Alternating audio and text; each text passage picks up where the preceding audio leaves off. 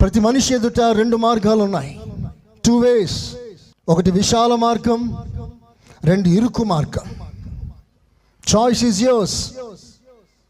విశాల మార్గం అంటే నీ ఇష్టం, మనసు ఆశించినట్లుగా బ్రతికే జీవితం, కళ్ళతో చూసినంత అనుభవించే స్వేచ్ఛ.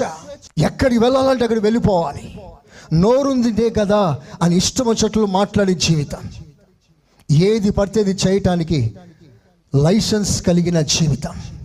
అడ్డు లేదు, ఆపేవారు లేరు, వద్దు అనేవారు లేరు. నీ మనసు ఏది కోరుకుంటుందో అది అనుభవించడానికి పరిగెత్తే జీవితం, అదే విశాల మార్గం. ఒక మాటలో చెప్పాలంటే విశాల మార్గం అనగా నీ ఇష్టం.